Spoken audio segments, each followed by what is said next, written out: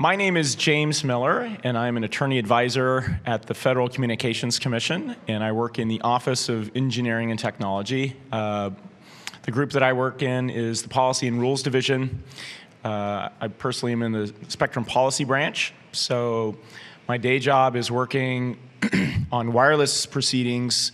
I've done a lot of work on satellite matters and fixed wireless issues, cell things. I was a principal officer on the cognitive radio proceeding back in the day, so I am extremely happy to be in Mountain View today talking to people who share a passion for technology and an interest in how to deliver technical solutions to people, and are focusing their career interest on how to make sure that technology is making a difference in people's lives. About 10 years ago, it was out almost 10 years to the date, we left the Bay Area and moved out to DC, and so the weather out here is much nicer, my wife is reporting, than in DC. So I think I've got all kinds of happiness levels today. We're talking today about the digital television transition, though, and I think everyone has probably seen a few of the ads on television, and if you are working at Google, you probably have access to people in your lab or somewhere that could probably help you connect a converter box if you're having trouble. But the focus of the talk today is kind of a general introduction to begin with. We'll talk a little bit about how the digital TV transition is an opportunity for people who are technologists to experience what is an unprecedented 100-year event in a lot of ways, and learn something about a new technology maybe, and also reach out and help people in the community. So I'd like to keep it very informal, and if I'm stepping through the slides and you have a question that relates or maybe doesn't even directly relate, don't hesitate to raise your hand. I'm happy to take questions through the talk. But the main point is, on February 17th, across the nation, all full-power television transmitters will cease transmitting in analog NTSC and will transmit only in ATSC, a digital format. And the event is remarkable, I think, for a number of reasons. I'm not a great scholar of video engineering, but we're talking about technology that kind of surfaced. Radio becomes practical and is being widely used kind of at the beginning of the last century. Through the 20s and 30s, a lot of the engineering techniques that are kind of with us today are kind of formulating and coming together. And then in 1941, you have the establishment of the NTSC standard. Initially, the standard was a black and white standard. It moved to color at one point, and there was some minor changes to that. But that standard has been with us for quite a long time. And if you think about all the things that changed, even since maybe you were in college or high school in terms of technology, this event is dramatic for a lot of reasons. But here's a technology that's on most measurements, almost in every household throughout the United States. Over-the-air viewers are, of course, directly impacted by the events that will come up next month, because if they don't have either a converter box or have made a transition to another kind of transmission technique, another provider, their TVs will stop working. And if you think about that in terms of how many times have you had an event that touches every American household and is a huge leap in technology, this kind of transition is a very, very exciting event for us to be participating with. And of course, the transition is going to have some other things that we'll want to talk about, in terms of making sure people can make the transition successfully, and maybe a role for the tech-savvy volunteer in that. But I just wanted to pause for a moment and have us reflect a little bit about how radio has come together, basically as something that started very early with a lot of experimenters and hobbyists active in developing the technologies that basically form the basis for cell phones and Wi-Fi technologies, for the radio and other kinds of stuff used for distributing images and sounds. Everybody can have an opportunity, I think, here even to get a little bit of background on this and participate in the event in a really direct kind of techie way. So the transition deadline is next month. the process has been, going on over more than 10 years. There's been a lot of activity on the regulatory side. There's been statutory legislation, and that's what requires this change on a certain date. There's been work by broadcasters and trade groups and volunteers. Personally, I've been leading outreach efforts in the North State area as well as working over here in the Bay Area for the last several months. And so you've got FCC staffers that, typically myself, I'd be at a desk right now writing some kind of a rulemaking or something like that, and instead I'm out having the opportunity to share, information about the DTV transition with people over North State and all over Northern California. But this event with the transmitters going silent on analog and then moving to digital, there's a lot of pieces and a lot of things that can kind of pop up as gotchas. So we definitely want to make sure that the public is aware of what kind of problems can happen, and then make sure that there's some way to make sure the transition occurs smoothly.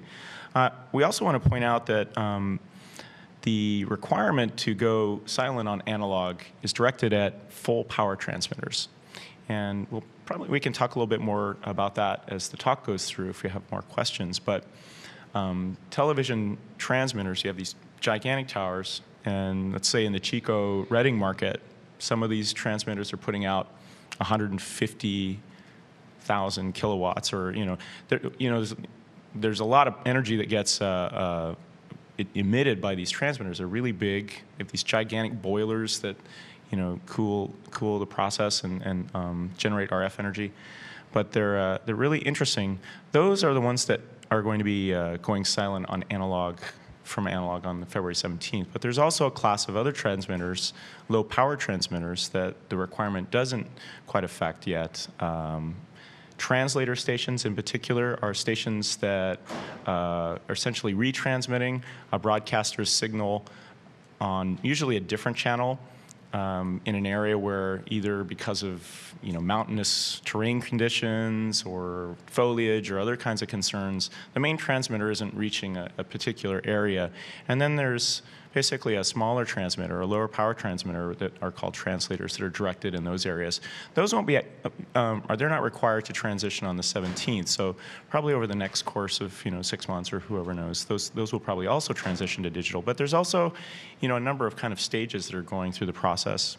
In the Chico area, for example, in the areas up north, these are highly mountainous around Shasta. I don't know if you guys have ever been up there for snowboarding or anything, but it's a very, very beautiful country, but it's very diverse terrain up there in terms of the mountains and the foliage, and then you've got a valley right underneath it.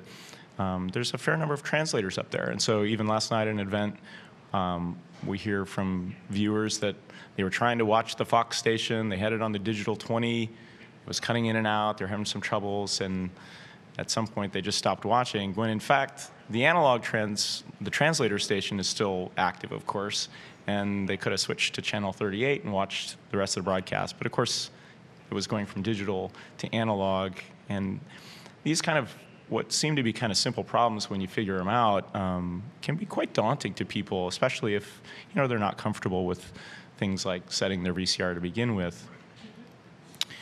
Of course, there's one of the important questions that we have is why are the full power TV stations transitioning from analog to digital? The first thing is, of course, the analog spectrum. You have spectrum.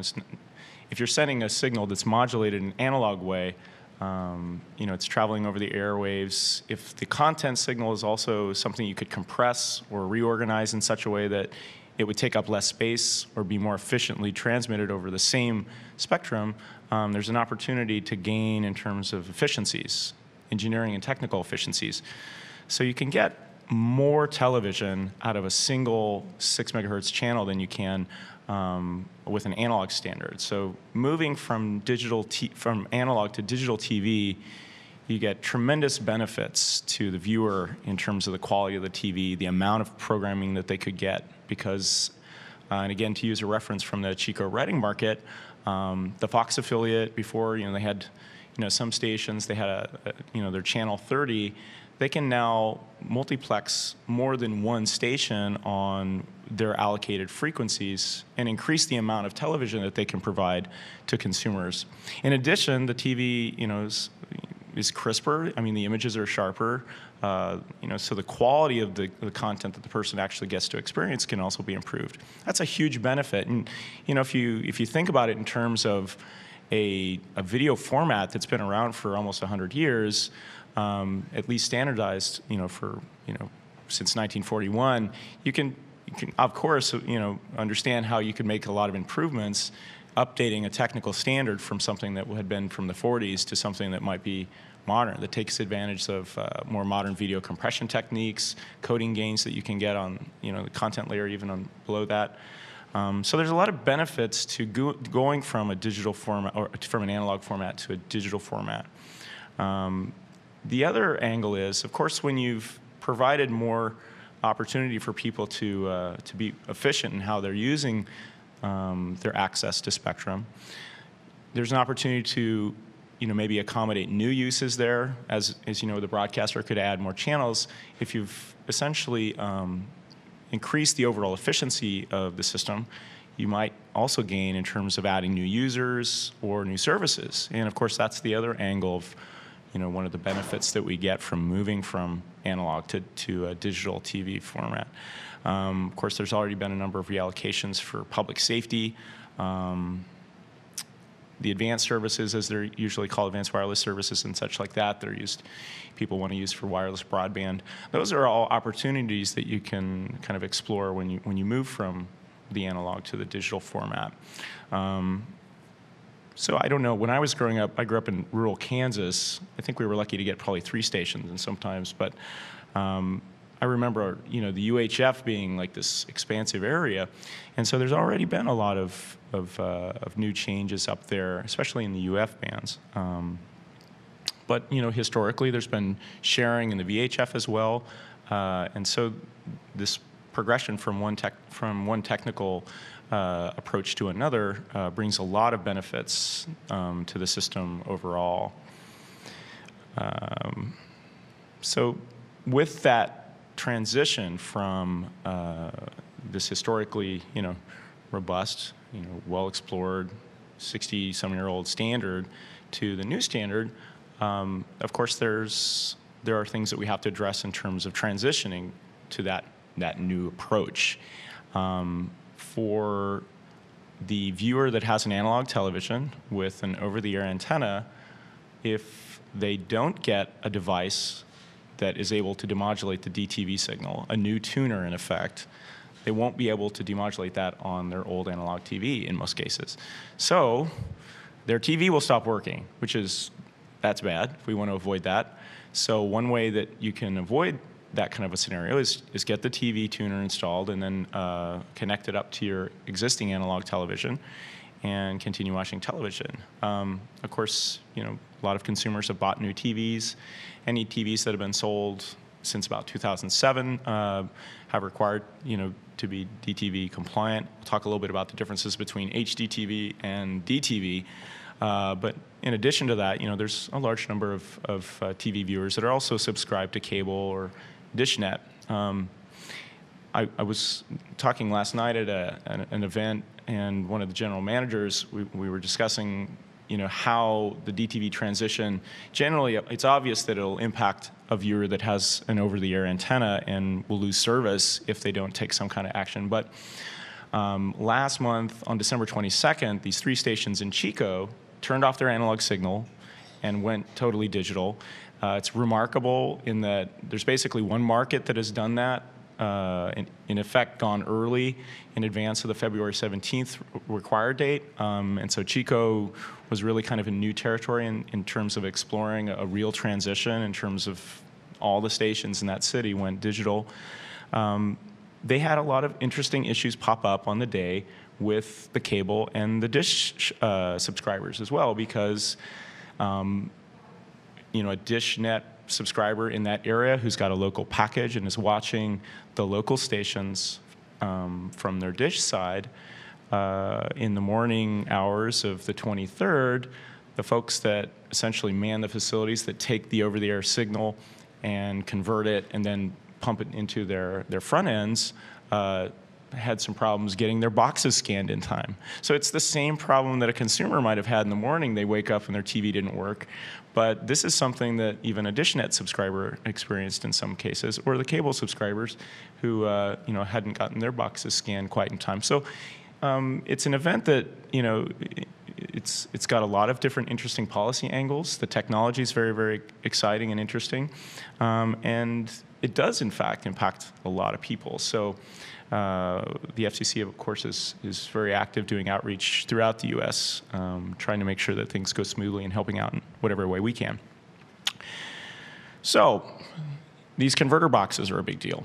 And the coupon programs, which we can talk a little bit more about here shortly, have been going on. And there's a lot of things that people can do in their communities to kind of participate in this transition and make a difference with people in their communities. I've been organizing events over here in the Bay Area, focused on folks that are, more technologist-oriented folks, and connecting those people up with people who are, in need of help, whether it's connecting boxes up, or they have questions about antennas, or they're having trouble with their coupons program issues.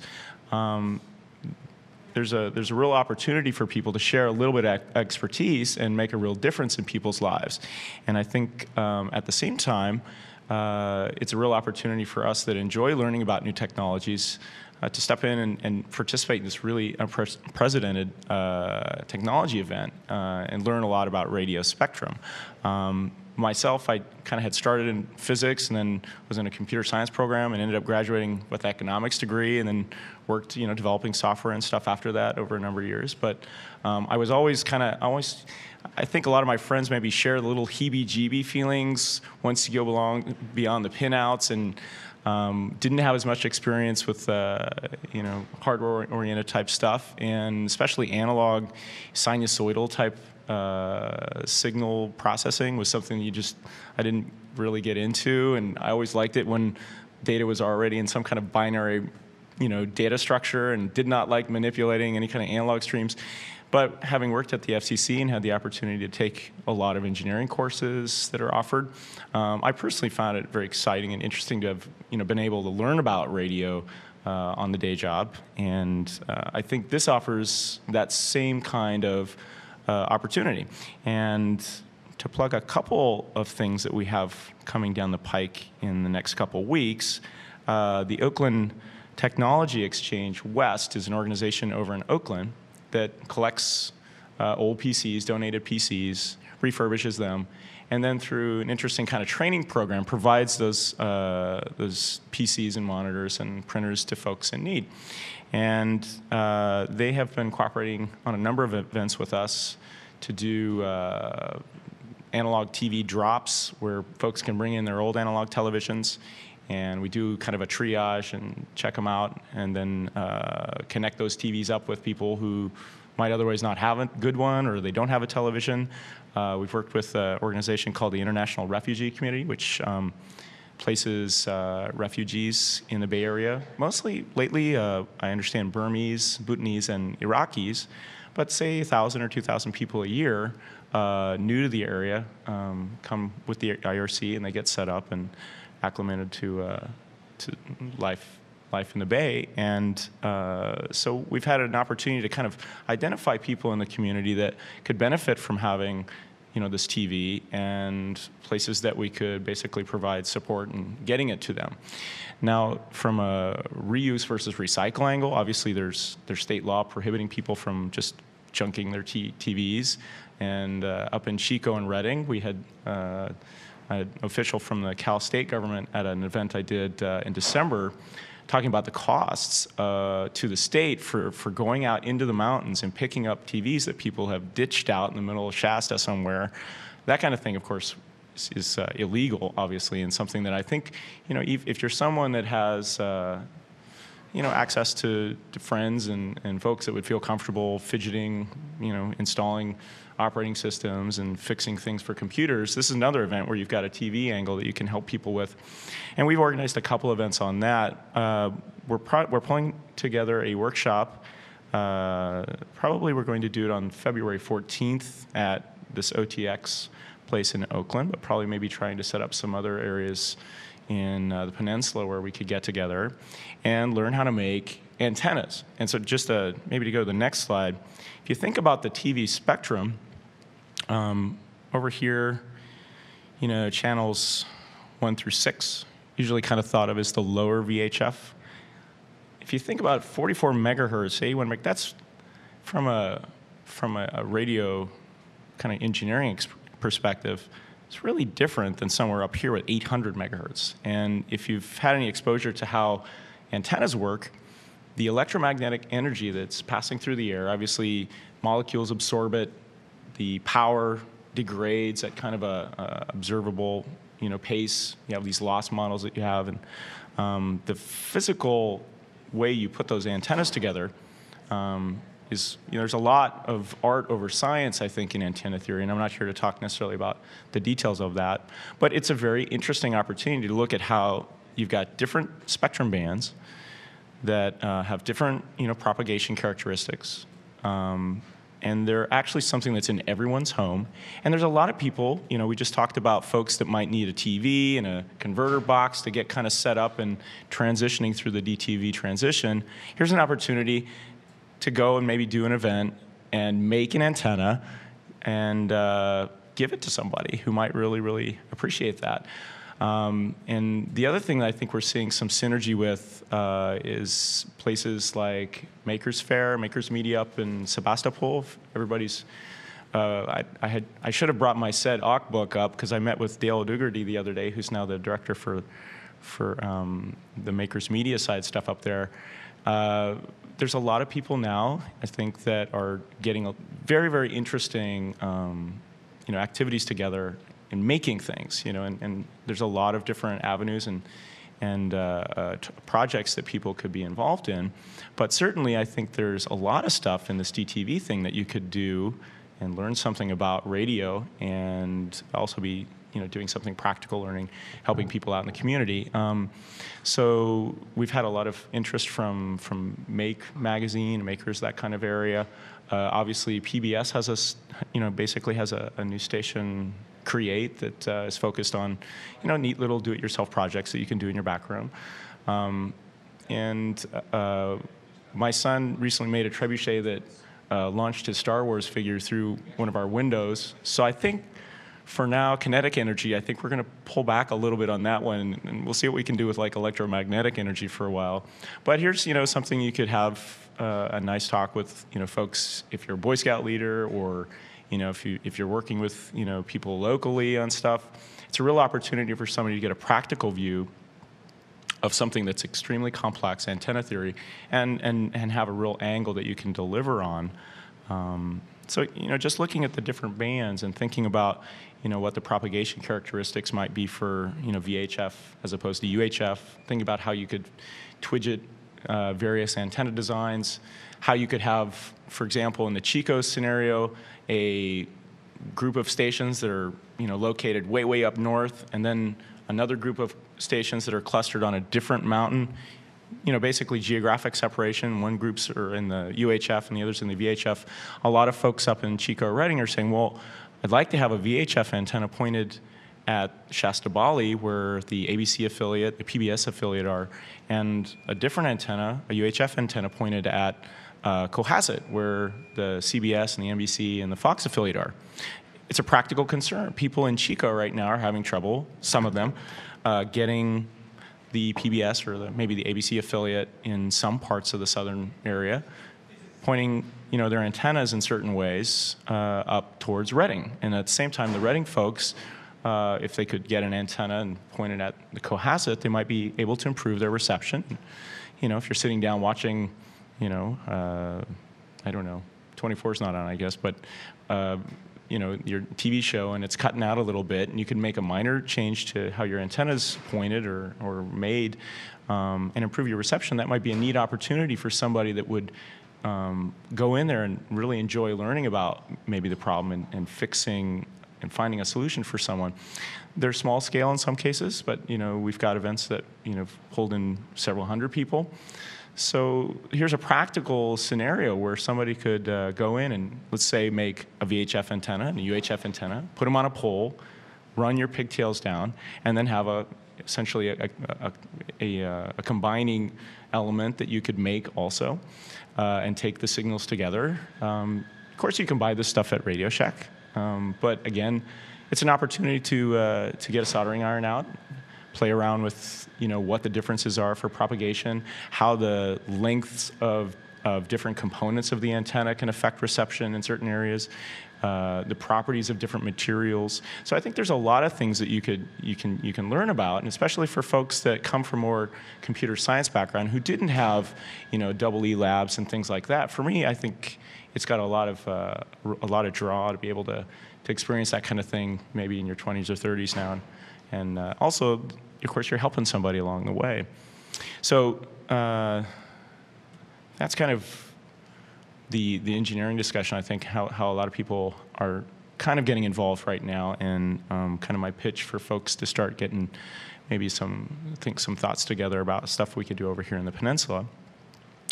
The Converter Box program, which I'm sure people have heard some about, this is a program that's basically administered by the Department of Commerce, and the idea here is you sign up for a coupon, and there's web-based ways to sign up over the web or over your home phone. You can mail forms in and what have you, and you get up to 2 coupons per household, and they're good for $40 towards the purchase of one of these converter boxes. Typically, these cost, depending on the retailer and what kind of a special they're running, $40, $70, something in that range.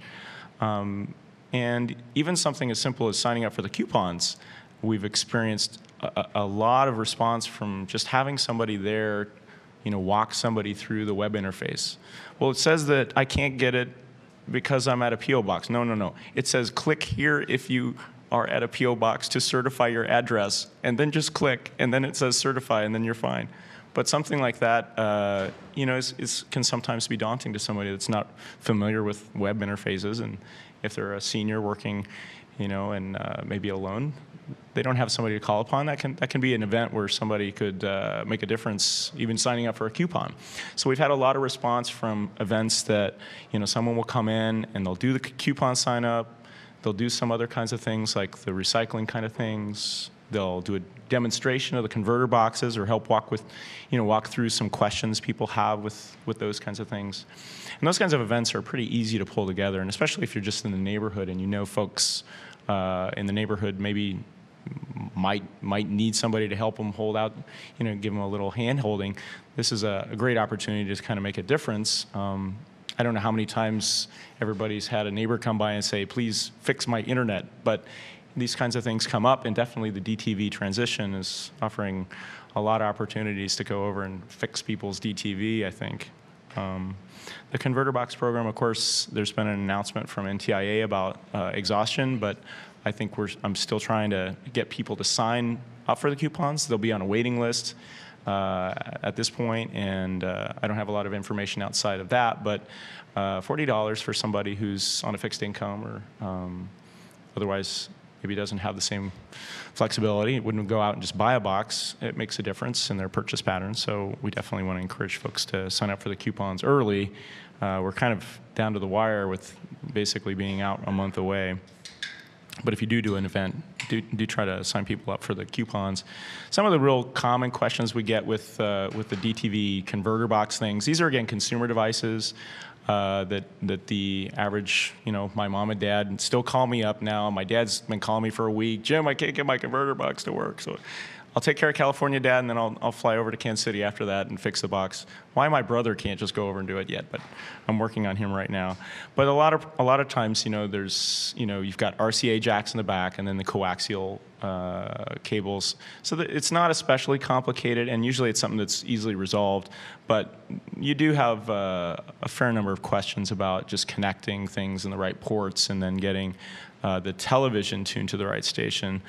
Another thing that's real common, of course, impacted even the provider's side is rescanning boxes. Now, this is usually described as the virtual channel scenario, and I should go back to my slide with our megahertz to channel discussion. But when the full power stations started transmitting in digital, usually they were provided a channel up in the UHF somewhere that they could transmit in digital. A lot of stations, were, in the Chico area, for example, have been transmitting at their full power basically for, 2 years or more.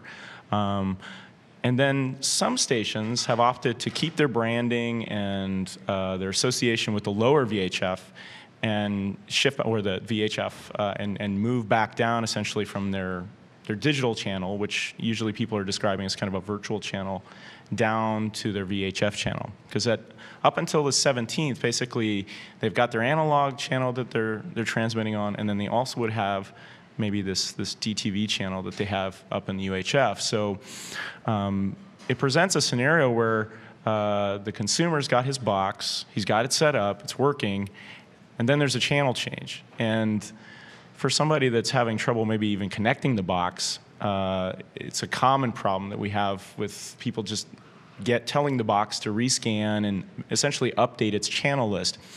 And again, there's a variety of implementations for the boxes, and some other problems we've seen are, and this was just discussed last night, some of the boxes will essentially cache the channel, all the channel jump list, and it's hard to, it doesn't expunge when the auto scans. So you physically had to go in and delete the channel, all the channel selections before you could get it to auto scan correctly. I don't know if that's a real common problem, but that was one that was voiced last night. So there's these kind of really, quirky problems that you have with all kinds of technology events. But this is something that's impacting almost every household. And so the virtual channel scenario, again, is interesting from the engineering perspective, because then we had a lot of feedback from the Chico station managers in particular and their engineering staff saying, we love UHF. And UHF historically may not have been the most popular bands because initially the technology wasn't there. There was a lot of development, maybe 20, 30 years ago.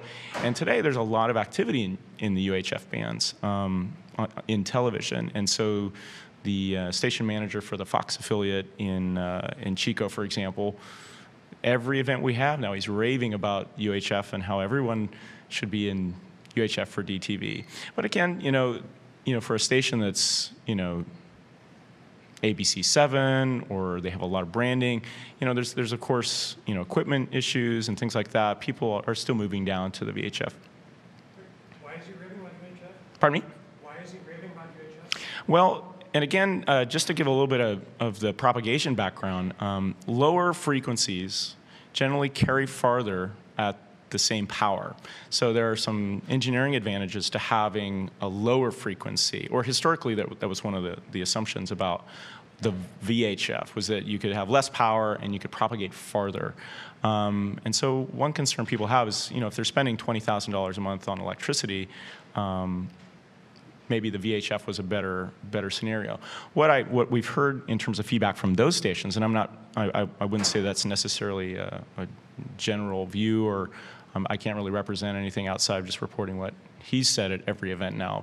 But when you're talking about these radio propagation concerns, the wavelength of the band of this electromagnetic energy that's propagated correlates closely to the antenna size, and also how the hardware is manufactured and what kind of requirements you have on the hardware side. To give it's a little bit off topic, but a comparison for Wi-Fi, which we're probably more familiar with, in the 2.4 gigahertz, the wavelength for those waves is about 13.5 centimeters. So usually if you look at antennas or things like that, if you're looking on the web and saying, I want to make a little aluminum foil covered cardboard box essentially to redirect energy from my Wi-Fi box so I can put it in my basement. Those kinds of things, if you look at them closely, are they're highly correlated to this wavelength issue. And so in terms of and again, this is kind of basic stuff that you kind of learn when you kind of get into the radio course, but the number of wavelengths and things like that come into a lot of the antenna analysis and propagation issues. So from his perspective, even though you've theoretically still you have to use more power maybe, The VHF he would say was noisier for his station, and the equipment that he bought at the UHF was smaller. So I was looking at some pictures of their transmitters, and they have these big coolers, chillers for the process that generates the RF energy. The ones for the VHF are, I think they're a little bigger than a large water heater. And then the ones for the UHF were considerably smaller, maybe the size of like a dishwasher. So that's interesting. You know, if you think about like co-location space or anything like that, you've got a huge facility that's full of these giant refrigerators, and you can shrink that size down. Maybe there's interesting business considerations that they made. I can't really speak to it outside of just reporting what he said. The other thing that I think is interesting that they talked about was, you know, again, the antenna issue. The VHF, especially if it's lower VHF, you're talking, you know, some cases, what, 60 some megahertz compared to 600. The size of the antennas is going to be larger because there's a relationship, again, between the size of the antenna, how much energy is needed to kind of propagate through that antenna. And, you know, if you've got a higher frequency, you know, you're going to have a smaller antenna. So if you go out into these towers, Shasta Bali, for example, or Cohasset are close to these national parks where there's snow on every mountaintop, you know, from, you know, basically the end of fall or so, and they're like, you know, several hundred feet up in the air. If you've got this gigantic antenna that you have to work on as opposed to one that's maybe smaller, he's mentioned that as a consideration. So I think just in terms of the transition, there are things that the broadcasters are also experiencing, working through these issues at a real practical level. So how much correlation is there between the equipment that you can use for, you know, DTV UHF and DTV VHF from like a transmitter perspective? And so if the stations Right. buy a high or UHF, or they have to buy equipment to go on these marginal channels, but then if they want to switch back to their main channels, do they have to buy all new equipment, or can they just move it to a different, you know, amplifier? Generally, and again, I can't really answer the question because Repeat the question. sure. And the question is, I think, in terms of transmitters, are they flexible enough to transmit both analog and DTV signals from the same transmitter, whether or not they be in VHF or UHF? Is that the question? Yeah, I suppose that's it. If you have a DTV Transmitter, well, could you also pump analog through it? In general, I don't know this area very well. It's not an area that I've you know, regulated directly a lot. From what I heard recently, the transmitters that everyone was installing were new transmitters, of course, and they weren't able to use the analog transmitters they had before. There's a couple, and this is maybe an interesting discussion that's not directly related, but in general, any device that uses spectrum, of course, has to have, you know, permission from the government. There's a licensing requirement for devices. Typically, you're required to have them certified, or there has to be some kind of check that the device complies with the rules in place. You know, if you've done anything with Wi-Fi radios, for example, the rules in Part 15 are our rules, describe all the technical standards that a device would have to be checked to certified, you know, that they were compliant with. I don't know if those devices are generally certified for use with both analog and DTV transmissions, but you know, assuming they were, I don't know what the cost differential will be. I think from the engineering perspective, and again, this is not an area that I'm authoritative at all, but you know, frequency stability and things like that, I think was a problem for older transmitters. And the engineers, because I'd asked this question myself, and they said, generally speaking, you'd have to tweak them pretty hard, and you'd probably be replacing components in the transmitter, and I don't know how that would impact, you know, the overall analysis of, you know, the business case or the regulatory case. But that's a good question. And, you know, another thing that pops up then is, well, if you've got all these old transmitters that you can't use, what could you use them for? And I think before, a lot of people would they'd repurpose them. I understand that the station in Chico, the engineering director there, had explored, you know, taking them down to places that were still doing analog transmission and using them in Latin America, for example. But I don't know how people are approaching that right now. But I think it's an area that I personally have some interest in as well. The receiver side stuff, you're talking about a lot of televisions. And so, of course, people can continue to use their analog TVs by just getting a converter box. But if you had some surplus of old transmitters, what would you do with them? Maybe there'd be interesting things you could do with them outside of just scrap. I don't know. That's a good question, though. Again, the radios are generally, I think, you can think of them as divided into maybe 3 sections. And the TV part stuff, the ATSC standard is basically an MPEG kind of stream. That's usually, the baseband, usually a baseband kind of, that's the area we usually think of as baseband. And then there's, in many cases, an intermediate frequency. So you'll take your baseband and you kind of change it into the preparatory stuff you're going to use for pumping it into the RF chain. And then below that, then you have the RF, which is an amplifier and oscillators and things that are basically tweaking the signal properties so that it'll transmit at the right frequency and at the right power. There's of course a lot of other components in there, and it's it's a complicated area. But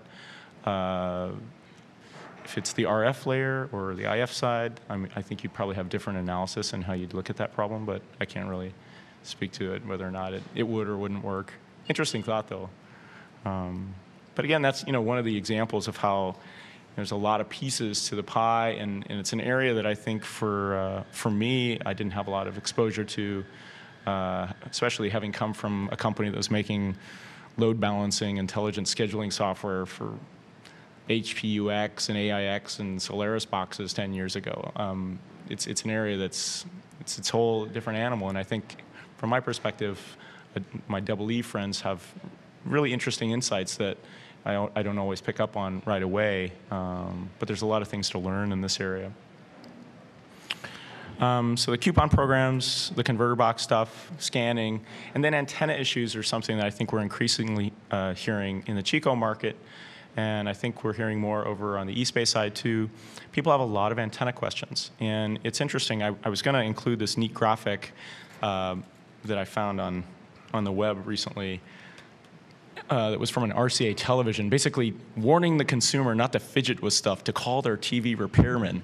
And I think, in the day, that was a trade. You'd call the plumber to fix your pipes, and you'd call the TV repairman to fix your television.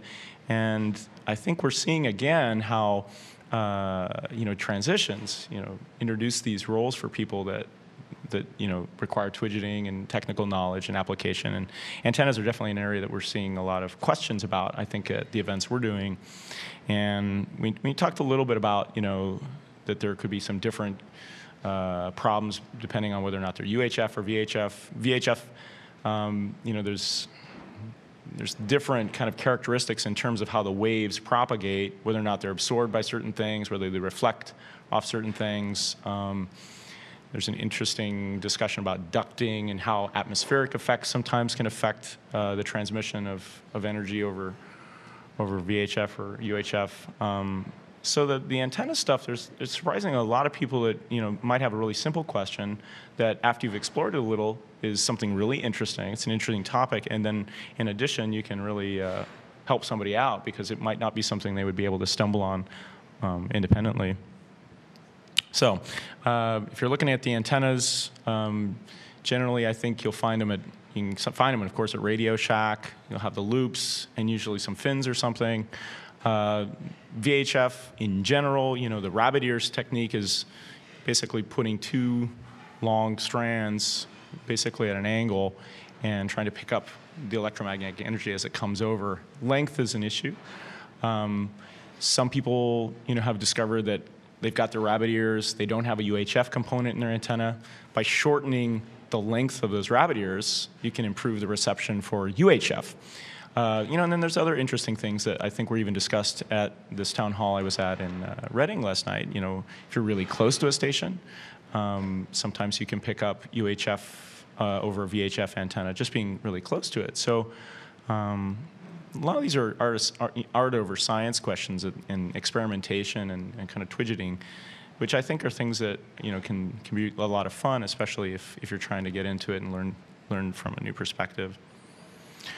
Another thing that we have a lot of questions about is the difference between the DTV acronym and HDTV. I think probably everyone's here probably familiar with HDTV is, letterbox, high definition. You're talking about a different kind of content. It's, sometimes the people that are transmitting their digital signals are doing it in HD TV. Sometimes it's a standard definition signal. But in any event, they're both digital standards. To pull another Chico or Reading example, the PBS station up there transmits 3 stations until 8 o'clock, and then they basically they trunk 2 of those channels after 8 o'clock to send out an HD signal. And so there were even questions last night. Well, if I buy a 1080p now, can I actually get any 1080p content? And I don't know in this area if what the details of that are, but that particular stream I think was a 720. But it's interesting that things will start evolving, and it also goes back, I think, to another point about whether or not the DTV is kind of impacting just over-the-air viewers or other people. As the stations are transitioning to digital, they're upgrading their equipment, their production rooms are trying to transition from, even maybe a linear editing type environment to something that's even more advanced. There's a lot of changes that this change itself are going to help to accelerate. So, for example, if you have an HD stream that's available from your local station, you may or may not have that on your package if you're a dish or a cable subscriber, but you could plug your antenna in. We were speaking with the director of services for Reading, was talking about how he had plugged some rabbit ears into his DTV so he could get the local PBS station in HD after 8, because he wasn't getting it apparently with the service he had. So there's interesting, kind of quirky things that I think come up and that you kind of work through, especially at a local level. But in any event, digital television is the discussion about how we're both, formatting the content and then, delivering it. We've talked a lot about, of course, the frequency changes and things like that. And again, we talked earlier about the low-power television. There's basically 3 varieties. The LPTV stuff can be upgraded in effect to a Class A station. I think we talked more about translator stations earlier. And again, in any event, a lot of these stations won't be transitioning on the 17th, and probably will delay a transition after that. But in the Chico area, for example, we had several stations that were planning to move. If they haven't already transitioned their translators to digital, will be doing so in the next couple of months over the 6-month period. And so one of the concerns you kind of have if you're out and you're asking people, or if they've got questions and you're trying to help them, one problem that we definitely want to kind of raise some awareness about is the quote analog pass-through. So in fact, you've got a DTV box that's plugged into a coaxial cable, and from there the coax into the TV. If the converter box doesn't have an analog tuner, you have to be able to pass that signal into your TV to its analog tuner if there's an analog station you want to watch. And so clearly the translator station is a scenario where you have that kind of a concern.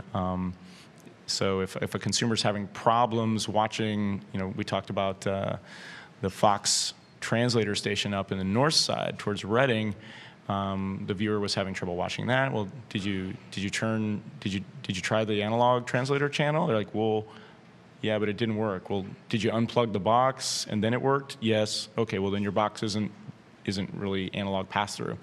And of course, sometimes, experimenting with things, you can unplug the power to the boxes, and that resolves the pass-through issue in some cases. But again, there's kind of a lot of what are on the surface maybe easy problems to resolve that we can really help people out if we just kind of take a little bit of time and walk through that. Okay, so I think we've talked about most of all these things. These are really kind of related. Closed captioning. Another point on closed captioning that I might mention is for the stations that are getting station info also, sometimes people there were some comments last night about not being able to see the right channel information for a station that was selected. The stations, I think, are working through those kinds of problems at the local level, but the broadcasters, if they're getting a stream from network or somewhere like that, they're not always able to resolve those questions. So I think there's some things that come up that that relate to closed captioning in that context. So I think we're getting towards the end of the time. Maybe we could open up the floor for general questions. We had a couple coming through. I think you had some questions earlier. Did you want to? Sure. Yeah. Sorry. Well, so I was wondering what kinds of other tests are planned. Are they going to do like emergency broadcasting system tests, except for it'll be here's a visual TV only test. Right. So the question. Snow that you have a problem.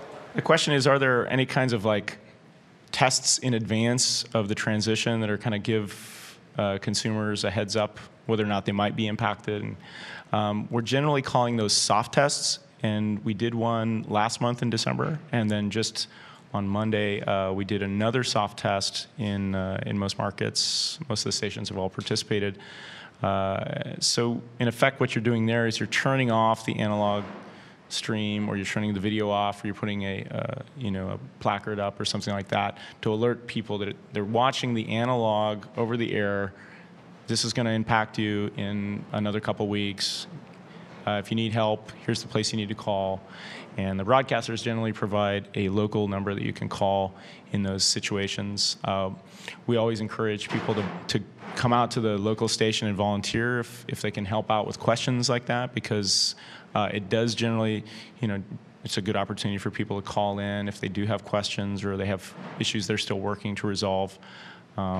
So the stations, I think, are very appreciative of people coming in and volunteering at their phone banks, too, and we like to encourage that. So yes, we are doing soft tests. We've had a couple so far, and I don't know what the schedule is for future soft tests. But we do have a major soft test coming on February 17th, so in advance of that super hard soft test, we've had several so far already. Yeah. So there are rumors that the Obama administration might delay the February 17th thing. Do you know if that's actually something that could feasibly happen, or is it too information? The question is, am I omniscient or otherwise omnipotent on the issue of whether or not there would be a change of the date? Well, the date is something that Congress decided. So just from a first order question, Congress would have to change the date. But I do understand that the Obama administration spokesman said something to the effect that they would consider they would encourage moving the date or support that. We have to work with the date that we got. And we've done a lot of outreach focused on February 17th. That's the number that basically will happen short of some other event. So in any event, I would not encourage people to put off getting a box or trying to resolve any kind of concerns that they may have with the expectation that something could change. Who knows what could happen, but we're still pushing forward with our outreach efforts at any rate. Yeah. I think the word's gotten out, and people will actually be mostly switched over by the date? Or do you think on the 18th you'll have a bunch of pissed off TV viewers banging down your doors? Oh, no one will be angry. I'm confident. No, I think the Chico scenario, I can share that from my personal experience having directed the outreach there. We had several hundred calls in the morning of the 23rd.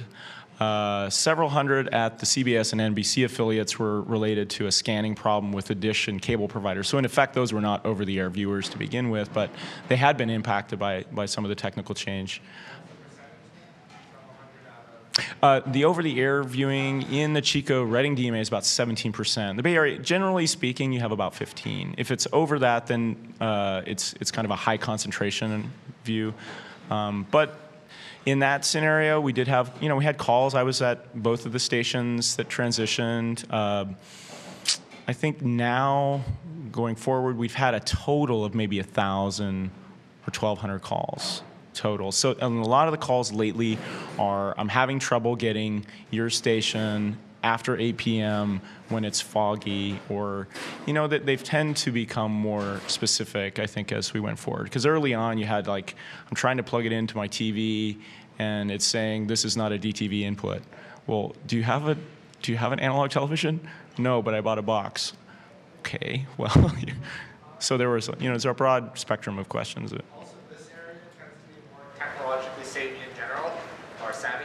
What about in rural areas where that Right. where that might not be? Yeah, and in terms of focusing the outreach efforts, we're very, very focused on seniors, non-English speakers, low-income communities, minorities, and rural viewers. Because, for example, Chico has basically every angle there that's a potential concern. There's a lot of seniors around Paradise, which is kind of east of Chico. There's Glenn County, I think, Spanish-speaking bilingual population, something like 60% or more. Up in the north area, also, there's a lot of people that are rural. So that's of course something that we've focused a lot of attention on. I think we're at 3:59, so we'll probably, I guess we can pause here. If there's maybe one more question, we can. Sure. Do you know if the ATSC standard has provisions for being extended? Because I can just think about the ball, if they wanted to add MX4 or 380 or 1080p. I haven't followed. The technical standards development of that, but the other thing that's coming around, if you're interested in looking into it more, is mobile TV stuff. In Japan, of course, OneSeg is very popular. I think they're moving towards a mobile discussion. I don't know if that's already worked, but based on that, you would think maybe that the standards are. But again, I can't really speak to that. But yeah, it's a good question. Mobility apparently is coming also. So let me again thank everyone for your attention, and again, very excited to be in Mountain View today. If you have other questions, we can take them afterwards. Thanks a lot.